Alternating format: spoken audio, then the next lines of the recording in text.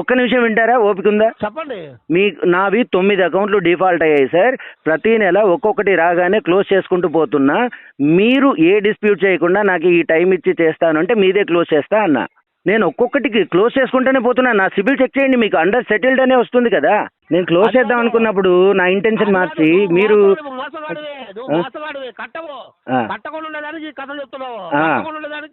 ఈ మోసగాడు కడితే కమిషన్ తీసుకొని బతుకునేది మరి నువ్వు. ఈ మోసగాడు కడితే కమిషన్ తీసుకొని బతుకు ఏజెన్సీ ఇది. మరి నువ్వు ఎందుకు ఇట్లాంటి మాటలు మాట్లాడుతున్నారు? దొంగ, ఇంటెన్షనల్ దొంగ. Hi friends, welcome to your get Ravi ఛానల్కి. కస్టమర్ని ఇంటెన్షనల్ డిఫాల్టర్ అని చెప్పేసి ఆన్ కాల్లో ఒక ఏజెంట్ అంటున్నాడు. వీడియో చివరి వరకు వినండి, చాలా ఇన్ఫర్మేటివ్గా ఉంటుంది. సో వీడియో నచ్చితే డెఫినెట్గా లైక్ చేయడం మర్చిపోకండి. కొత్త వాళ్ళ వీడియో చూస్తుంటే ఛానల్ సబ్స్క్రైబ్ చేసుకుని వీడియోని లైక్ చేయండి. హలో హలో హలో, చెప్పండి. ఎవరు? చెప్పండి. ఏమైంది? క్లోజ్ చేయలేదు ఇంకా? చేయను సార్. ఎందుకు చేయవా? నేను 3:30 తర్వాత మాట్లాడతా. 3:30? ఇప్పుడు రావాలని యమగండ చూస్తున్నారా? అవును, యమగండం ఉంది. యమగండం ఉంది. డబ్బులు తీసుకున్నప్పుడు క్రెడిట్ కార్డు యూజ్ చేసినప్పుడు టైం నేను 3:30 తర్వాత మాట్లాడతా. పిచ్చి మాటలు. అదే డబ్బులు యూజ్ చేసేటప్పుడు డబ్బులు క్రెడిట్ కార్డు యూజ్ పిచ్చి మాటలొద్దు. 3:30 తర్వాత మాట్లాడతాను. నువ్వు సెటిల్మెంట్ చేస్తా అని చెప్పినావు కదా, చేసావా అని అడిగాను.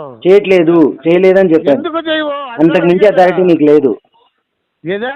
అంతకు మించి అథారిటీ నీకు లేదు. ఆ క్లారిటీ వద్దు, డబ్బులు కట్టు. క్లారిటీ కాదు, అథారిటీ. ఏం అథారిటీ కావాలయ్యా? అతమంటే ఇంకో డబ్బులు తిని కట్టనంటున్నావా? సిగ్గులేదు నీకు? మాట్లాడు, ఎంతసేపు మాట్లాడుతూ మాట్లాడు. హలో సార్, మాట్లాడారా? ఇప్పుడే ఆయనకే కాల్ చేశాను. ఆయన అక్టోబర్ 7వ తారీఖు నాకు ఈవినింగ్ 6:30 కాల్ చేశారు. అక్టోబర్ 7వ తారీఖున ఈవినింగ్ 6:30కి ఆయన నాకు కాల్ చేశారు. సరే, ఆయనకి రెస్పాండ్ అయ్యాను, ఆయనకి అప్డేట్ ఇచ్చాను. ఆ కాల్ రికార్డింగ్ కూడా మీ వాట్సాప్ నంబర్కి పెట్టాను, చూసుకోండి. ఆ తర్వాత నాకు రెస్పాండ్ అవసరం లేదు, డబ్బులు కట్టమంటున్నాను. రెస్పాండ్ ఎందుకండి? సార్, మీరు వాయిస్ రైస్ చేసి మాట్లాడితే నేను కాల్ కట్ చేయడం తప్ప వేరే ఆప్షన్ లేదు నా దగ్గర. సార్, వాయిస్ రైస్ అంతే కదా సార్, డబ్బులు కట్టమంటున్నాను అంతే. అప్పటి నుంచి ఇప్పుడు దాకా అడిగేది మిమ్మల్ని. ఇప్పుడు నాకు మీ ప్రెషర్ అర్థమైంది. మీ నుంచి ఫైల్ వెళ్ళిపోతుంది. నేనైతే పేమెంట్ చేయడానికి రెడీగా ఉన్నా. మళ్ళీ అదే మాట మాట్లాడు సార్. మీరు బెనిఫిట్ అవుతారు సార్. నేను కడితే మీకు కమిషన్ వస్తుంది. ఆ కమిషన్ కోసమే మీరు ఇంత నోరు జారి కూడా మాట్లాడుతున్నారు. నేను చెప్పేది అంటే మీరు కట్టలేదంటే నా జాబ్ ఏమో పోదు. మరి అది జాబ్ పోనప్పుడు మీరు ఎందుకు ఇట్లాంటి మాటలు మాట్లాడుతున్నారు? దొంగ, ఇంటెన్షనల్ దొంగ. సార్, నేను అవన్నీ మీరు యాక్టివిటీలో అది అర్థమైందా? నేను కాదు. ఏ యాక్టివిటీ? నేను మిమ్మల్ని ఆల్రెడీ అమౌంట్ మాట్లాడుకొని క్లోజ్ చేస్తా అన్న తర్వాత మళ్ళీ ఎందుకు మాట్లాడుతున్నారు ఇవన్నీ? అర్థమైందా? మీరేమో నాకు పగస్సులు, నేనేమో పగస్సులు కాదు. మీరెవరో నా తెలియదు, నేనేమో మీరు తెలియదు. తీసుకొని డబ్బులు కట్టమని అడుగుతున్నాను. మీరేగా అన్ని లేనిపోని చెప్తున్నారు. ఏంటివి సార్ లేనిపోనివి? ఏంటివి చెప్పండి. నా బిజినెస్ లాస్ అనేది లేనిపోయిందా లేకపోతే కదా? ఎవరు? నేను సార్ ఇప్పుడు కూడా చెప్తా చూడండి. అర్థమైందా? మీకు నాకు ఏం పగేం కాదు. మీరు ఎవరని కూడా నాకు తెలియదు, నేను ఎవరని కూడా తెలియదు మీకు. అర్థమైందా? జస్ట్ తెలియదు. ఒక పబ్లిక్ ఒక ఇది ఇంటర్ప్టరే. అర్థమైందా? బ్యాంకులో ఒక పని చేస్తుంది. అదే మీ అకౌంట్ ఇప్పుడు మీరు కట్టలేని వల్ల నేనేమైనా వచ్చి జాబ్ తీసేస్తారా? జాబ్ తీసేది కమిషన్ వస్తుంది కదా. కమిషన్ నాకు అవసరం లేదండి. ఫైల్ క్లోజ్ చేస్తే మీకు కమిషన్ వస్తుంది కదా. మీరు అవసరం లేదంత మాత్రాన మీకు కమిషన్ రాకుండా పోతుందా? ఈ విధంగా తప్పుగా ఆలోచిస్తాను చూసినా. నాకు 1500 అకౌంట్స్ ఉన్నాయి. ఇది 1500 అకౌంట్స్ లో 1500 అకౌంట్స్ ని దొంగలనే మాట్లాడుతున్నారా మీరు? సార్, 1500 అకౌంట్స్ దొంగని మాట్లాడుతున్నారు. వాళ్ళ యాక్టివిటీని బట్టి సార్. ఇప్పుడు నా యాక్టివిటీ మీరు ఏం గమనించారు సార్? ఇప్పుడు బ్యాంక్ లో తీసుకున్నారు, బ్యాంకు విధానం కడతారు. అదే ఏదో నాకు కడుతున్నట్టు మాట్లాడుతున్నారు సార్. మీకు కట్టట్లేదు, నా అకౌంట్కే కడతా. కానీ మీ దగ్గర ఫైల్ ఉంది కాబట్టి అది మీరు క్లోజ్ చేస్తే సర్టన్ కమిషన్ మీ దగ్గర ఉంటుంది. అందుకే ఇంత ప్రెషర్ పెడతాను. లేకపోతే ఇంత మీరు లాస్ట్ మంత్ చెప్పారు కట్టని. ఇప్పుడు దాకా కట్టారా? ఎందుకు కట్టలా? 8 రోజులు 3 రోజులు 5 రోజులు కట్టాలి. ఎందుకు? ఓకే, దీనికి ఆన్సర్ చెప్తాను, వింటారా? ఒక్క నిమిషం వింటారా? ఓపిక ఉందా? చెప్పండి. నావి 9 అకౌంట్లు డిఫాల్ట్ అయ్యాయి సార్. ప్రతి నెల ఒక్కొక్కటి రాగానే క్లోజ్ చేసుకుంటూ పోతున్నా. మీరు ఏ డిస్ప్యూట్ చేయకుండా నాకు ఈ టైం ఇచ్చి చేస్తాను అంటే మీదే క్లోజ్ చేస్తా అన్నా. నేను ఒక్కొక్కటికి క్లోజ్ చేసుకుంటూనే పోతున్నా. నా సిబిల్ చెక్ చేయండి, మీకు అండర్ సెటిల్డ్ అనే వస్తుంది కదా. హలో, చెప్పండి. అదే సెటిల్డ్ అకౌంట్ అనే వస్తుంది కదా. మీరు నా వేరే అకౌంట్లు సెటిల్ అయిపోతూ ఉన్నాయి 1 by 1 అనేది మీకు కనిపిస్తుంది కదా. 23 రోజుల నుంచి కట్టలేదు అంటే నాకు బెటర్ పర్సెంటేజ్, బెటర్ ఆపర్చునిటీ వేరే ఏజెన్సీ వాడు ఇచ్చాడు. వేరే ఫైల్ క్లోజ్ చేశాను అంతే. నేనే ఖాళీ కూర్చోలా. మీరు లాస్ట్ మంత్ డిస్ప్యూట్ చేయకపోయింటే మీ దగ్గరే క్లోజ్ చేసేవాడిని. నేను కేవలం అడిగింది టైమే. మీ మేడం గారు వీడిని ఎవడు ట్రేస్ చేయండి, వీని మొబైల్ లొకేషన్ షేర్ చే అవసరం ఏంటి? దర్జాగా బ్యాంకులో నా ఆధార్ డీటెయిల్స్, పాన్ డీటెయిల్స్ ఉంటాయి, నా ఇంటికే రావచ్చు కదా. ట్రేస్ చే వీడెవడో ఏంటి ఆ మాటలు? మీకు ఏం రైట్ ఉంది ఆ మాటలు మాట్లాడడానికి ఆ మేడం గారికి కానీ మీకు కానీ? అరే నేను క్లోజ్ చేస్తా అని చెప్తున్నా కూడా మీరు ఇంకా కాల్ బాంబర్ పెట్టడం, దొంగ అనడం ఇట్లాంటివి ఎంతవరకు కరెక్ట్? సైడ్ మీరేదో మంచి అతమంది నిజాయితీ పనులు అన్నట్టు మాట్లాడబాకండి. కాదా? అతమంది దయచేసి కాదు. నా నిజాయితీని మీరెవరు టెస్ట్ చేయడానికి? బ్యాంకుని ఎలా మోసం చేయాలనో, బ్యాంకుని ఎలా వచ్చి అతమంది ఈ విధంగా అసలు మీకు ఎందుకు సార్ కార్డు? మీకు ఎందుకు ఇవ్వాలండి? ఎవడిమ్మన్నాడు?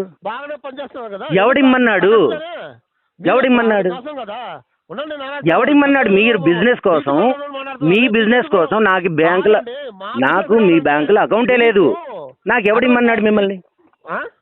నాకు మీ బ్యాంకులో అకౌంటే లేదు. మీరు ఎలా ఇచ్చారు మళ్ళీ వచ్చి నా దగ్గరికి వెంటబడి? బిజినెస్ మీ బిజినెస్ కావాలి, మీకు బిజినెస్ కావాలి, మీ టార్గెట్లు, మీ ఏజెన్సీలు మాట్లాడుతున్నారు. మీరు ఒక టీచర్ గా, ఒక బాధ్యతగా చైల్డిష్ గా మాట్లాడుతున్నారు. అంతేలే, మిమ్మల్ని క్వశ్చన్ చేస్తే ఇట్లాంటి మాటలు వస్తాయి. కార్డు ఇచ్చారు, తీసుకున్నారు, యూజ్ చేశారు. ఎవరు ఇచ్చారని? ఎవడు తీసుకోమన్నాడు అంటే మిమ్మల్ని ఎవడిమ్మన్నాడు? కాదండి నారాయణ సాబ్ గారు, మీరు రోడ్లో పోతుంటే పిలిచిచ్చారా?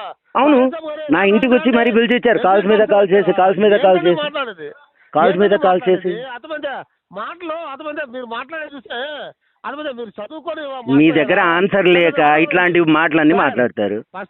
అసలు నా దగ్గర మీ బ్యాంకులో మీ బ్యాంక్ అకౌంటే లేదు నా దగ్గర. నాకు ఎందుకు ఇచ్చారు కార్డు?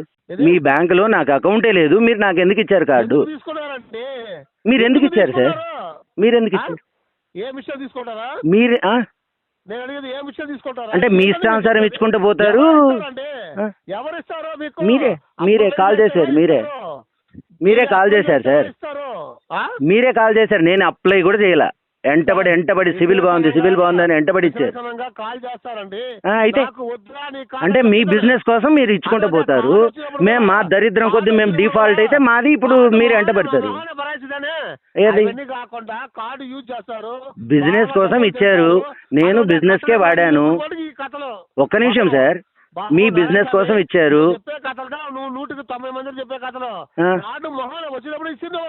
అవునా?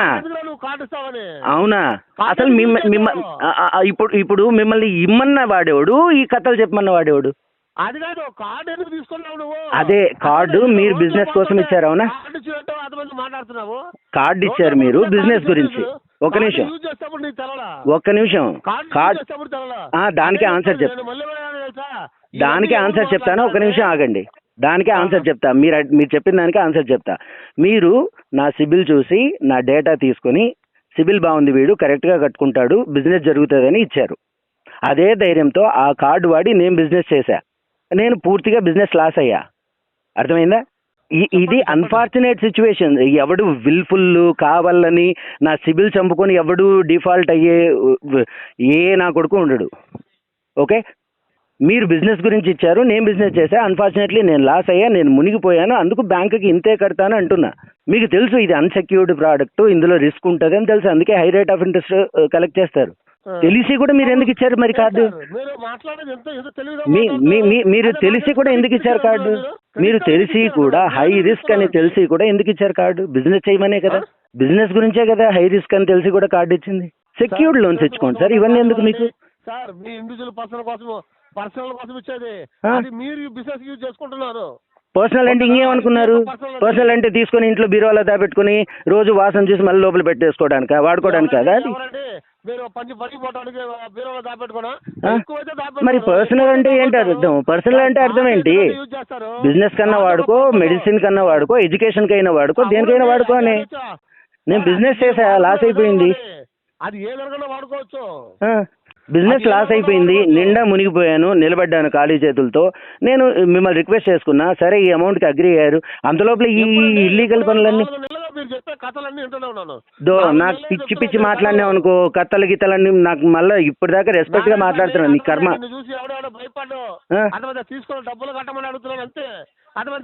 సరే కట్టండి. నాకు అతి కూతలు మాట్లాడితే బాగోదు, కరెక్ట్ గా మాట్లాడినప్పుడు కరెక్ట్ గా రెస్పాన్స్ ఇస్తా. కథలు చెప్పడానికి నువ్వేమన్నా నాకు బామ్మర్దివా, లేకపోతే నేను మా అమ్మగారు ఏమన్నా నువ్వు కథలు చెప్పడానికి?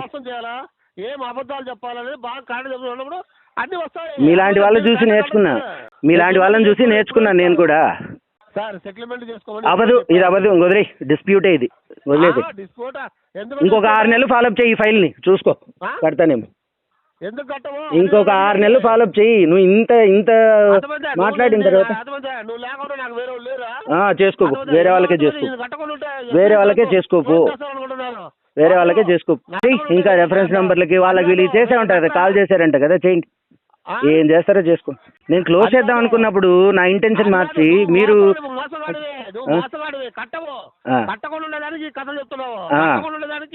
ఈ మోసగాడు కడితే కమిషన్ తీసుకొని బతుకునేది మరి నువ్వు. ఈ మోసగాడు కడితే కమిషన్ తీసుకొని బతుకు ఏజెన్సీ ఇది మరి నువ్వు. ఈ మోసగాడు లేకపోతే నీకు ఏజెన్సీ లేదు, నీ బతుకు లేదాడా. అవును, ఇంటెన్షనల్ డిఫాల్టర్ లేకపోతే నీకు అక్కడ జాబ్ లేదు. అవును, అవి లేకపోతే నీకు అక్కడ జాబ్ లేదంటున్నా. నీకు అక్కడ జాబ్ లేదు, మాటలో ఇంటెన్షనల్ డిఫాల్టర్స్ లేకపోతే అక్కడ జాబ్ లేదు. నువ్వు బతికేదే డిఫాల్టర్స్ మీద. నీ బతికేం బతుకు అనుకోవాలా. అవును, డిఫాల్టర్స్ కడితే ఆ కమిషన్ తీసుకుని బతికే బతుకు మీది. నేనే చెప్తాను కదా, నువ్వేం చెప్పేది. అన్ని రైట్ ఆఫే, వింటేజ్ లోకి వచ్చాయి. ఆల్రెడీ వింటేజ్ లో జరుగుతున్నాయి, నడుస్తున్నాయి కేసులు, తెలుసు కదా. ఇంకేంది నువ్వేం చెప్పేది. ఎవడిమ్మన్నాడు నీ ఎవడిమ్మన్నాడు? మీ బ్యాంక్ని ఎవడిమ్మన్నాడు? ఎంటబడి నాకు ఎవడు ఇప్పటికీ నాకు లింకులు పంపుతున్నారు, అప్లై ఫర్ అని. ఎవడు పంపమన్నాడు? అర్థమైందా? ఊరికే కాదు, పాయింట్ టు పాయింట్ మాట్లాడు, పాయింట్ టు పాయింట్ మాట్లాడు. అదే చెప్పేది. చదువుకున్నాడు బాగా మాట్లాడితే నేను చదువుకున్నాడు బాగా మాట్లాడతాను. నువ్వు చదువుకున్నావు మాత్రం మాట్లాడుతున్నావా? ఎర్ర బస్ ఎక్కి వచ్చి నువ్వు ఎయిర్ బస్ ఎక్కి వచ్చినావు పాపం కదా. నీ క్రెడిట్ కార్డు రోడ్లో నువ్వు అవును, ఇంటికి వచ్చి ఇచ్చారు. ఎవడిమ్మన్నాడు? సిబిల్ ఎవరు చెక్ చేయమన్నాడు? సిబిల్ బాగుంటే పరిగెత్తి వచ్చి కార్డులు ఏమందుకు ఇమ్మన్నాడు? ఈ చెత్త వ్యవహారాలు ఎందుకు నువ్వు చేస్తున్నావు చెత్త వ్యవహారాలు. మరి నువ్వు అదే పదే అదే మాట మాట్లాడినప్పుడు నేను అదే ఇంకా అర్థమైందా? కాదు, అర్థమైంది. ఎన్ని రోజులు నీ దగ్గర నుంచి ఫైల్ మూవ్ అయ్యేదాకా నీకు ఇదే పనే కదా. నీకు ఇదే పనే కదా, అడుగు తినడమే కదా పనిగా. అదే ఫ్యామిలీని ఇలా పోషిస్తున్నావు అనుకుంటా. నువ్వు ఇట్లే పోషిస్తున్నావు అయితే. డిఫాల్టర్స్ కట్టే డబ్బులు కమిషన్ తీసుకొని బతుకుతున్నావు అయితే నువ్వు. నీకు లేదురా సిగ్గు, నీకు లేదు సిగ్గు. నీ ఫ్యామిలీని ఎలాగ పోషిస్తున్నావు నువ్వు? నీ ఫ్యామిలీని ఎలాగ పోషిస్తున్నావా? మనీ ఉంటే పే చేయండి. సో పే చేయడానికి ట్రై చేయండి. కావాల్సిన మొత్తం లోన్ డిఫాల్ట్ చేయకండి. వీడియో నచ్చితే లైక్ చేయండి ఫ్రెండ్స్. మరిన్ని ఇలాంటి వీడియోస్ కోసం నా ఛానల్ సబ్స్క్రైబ్ చేసుకోండి. Thank you.